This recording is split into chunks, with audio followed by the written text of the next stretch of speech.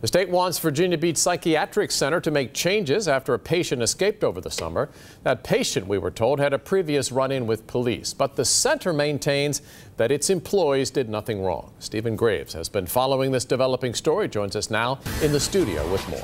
Yeah, David, we've been following this story simply because it really worried people when it happened. Now, months later, the state's investigation has pinpointed areas the psychiatric center can improve upon, but the center's staff there plans to fight back. Tonight, questions being raised about staffing and policies at the Virginia Beach Psychiatric Center. This after a patient went missing last summer for days. The state now recommends changes after an investigation has led to a 2-page report by the Virginia Department of Behavioral Health and Developmental Services.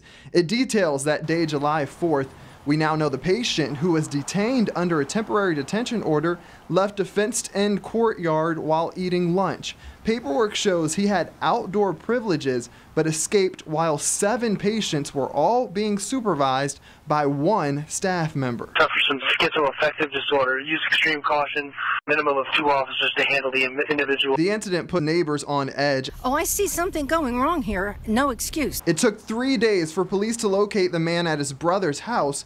But according to the report, staff at the psychiatric center told the state the patient did not pose a threat to others or himself and didn't even belong at the center under that supervision. However, the state still recommends a citation for inadequate staffing, that the center reevaluate their client-to-staff ratio, especially off-unit, and that when staff isn't present, a communication device be on the patient to decrease response time in an emergency. I'm very happy to hear that they're at least looking into it. The center is still fighting back, saying in part, quote, "We are in receipt of the state's action plan following their investigation and are in the process of contesting it as we contend that staffing levels were appropriate for the treatment area in question."